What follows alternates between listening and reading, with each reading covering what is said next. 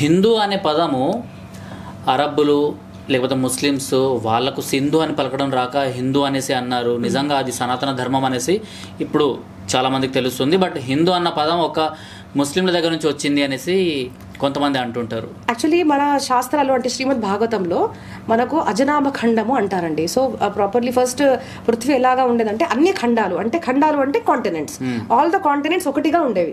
మొత్తం ఒక భూభాగం ఒకటిగా ఉండేది.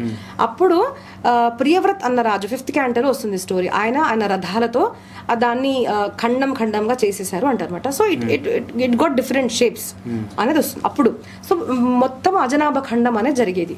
దాని తర్వాత ఏమైంది అంటే భరత అన్న రాజు చాలా గొప్పగా శాసించి అందరికి కూడా సుఖింపజేశాడు అనమాట. అందరికి సుఖాన్ని ఇచ్చాడు ఆయన. పీస్, హ్యాపీనెస్ అన్నది సృష్టిలో ఆ రాజు వల్ల వచ్చింది కాబట్టి ఆయన పేరు మీద ఆయనకు ఒక రివార్డ్ గా మనం కూడా ఆయన గుర్తు పెట్టుకోవాలి కాబట్టి భరతఖండము అనే వాళ్ళందరూ మొత్తం దాన్ని భరతఖండము అనేవాళ్ళు. తర్వాత ఏమైంది అంటే ఒక్కొక్కరు ఒక్కొక్క ప్రాంతానికి వెళ్ళిపోవడము, దానికి ఒక పేరు పెట్టుకోవడము, దీనికి ఒక పేరు పెట్టుకోవడము, ఒక ఖండాన్ని డివైడ్ చేయడము, ఇలాగా చేసరికి ఒక చిన్న భూభాగం మాత్రమే భారతదేశము అనేది చెప్పబడింది. But till 5000 years back also మొత్తం ఇది అసలు భారతదేశము అనేది ఉండేది. మన భారతదేశం వరకు చూస్తే ఇలాగా విరుగుతూ ఇలాగా ఒక భాగం వచ్చింది. తర్వాత ఏమైంది, పీపుల్ యూస్ టు రోమ్ అంటే మనం చూసాం కదా, వాస్కోడి గామా వీళ్ళందరూ అటు తిరుగుతూ వచ్చి ఈ దేశంలో చాలా స్పైసెస్ ఉన్నాయి, చాలా గోల్డ్ ఉంది, రిచ్ కల్చర్ ఉంది, అంటే ఒక మంచి వాళ్ళకి రిచ్ ప్రాపర్టీ ఉన్న కనిపించింది. వచ్చారు ఒకరికొకరు వచ్చారు. సోనేకి చిడియా అనేవాళ్ళు కదా, బంగారు. సోనేకి చిడియా. చాలా ఇన్వేషన్స్ అయ్యాయి, ముగల్స్ వి కానివ్వండి, బ్రిటిషర్స్ చాలా సంవత్సరాల తరబడి అవ్వడం వల్ల ఏమైంది అంటే మన కల్చర్ అనేది మనము మెల్లమెల్లగా కోల్పోయాము. వాళ్ళు చెప్పినట్టు అంటే అత్యాచారాలు జరిగాయి అనమాట. సో కాబట్టి మనము భారత్ అన్నదాన్ని మనం మర్చిపోయాము. ఎందుకు వాళ్ళు ఏం చేస్తారు, వాళ్ళకి పేరు తెలియదు. ఇప్పుడు మీ పేరు నాకు తెలియదు అనుకోండి, ఒక బాసింగ్ చేయాలి ఒక చెడ్డవాడికి, ఏం చేస్తాడు అంటే ఒరే అంటాడు.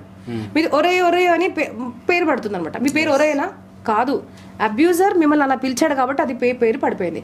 ఏమైందంటే సింధు నది తీరాన ఉన్నవాళ్ళు అని సింధూల్ అందని అపభ్రంశంగా హిందువులుగా మారిపోయింది. సో హిందుస్థాన్ గా వచ్చేసింది. బట్ మన సనాతన ధర్మ ప్రకారం మనది భారతదేశం, గొప్ప సాంప్రదాయం ఉన్న దేశం భారతదేశం. So Nar it is India, Nar it is Hindu. So it is మన కల్చర్ మనం సనాతన ధర్మము అంటాము, మన దేశాన్ని మనము భారతదేశం. సనాతన ధర్మం అన్నదానికి మీనింగ్ చెప్పాలి అనుకుంటే సనాతన ధర్మం అంటే విచ్ ఇస్ ఎటర్నల్ అండి, దానికి ఆరంభం లేదు, ఎండింగ్ లేదు. ఎప్పుడైతే సృష్టి రచించాడో దేవుడు అప్పటి నుంచి కొన్ని రూల్స్ అనేవి చెప్పబడ్డాయి అనమాట.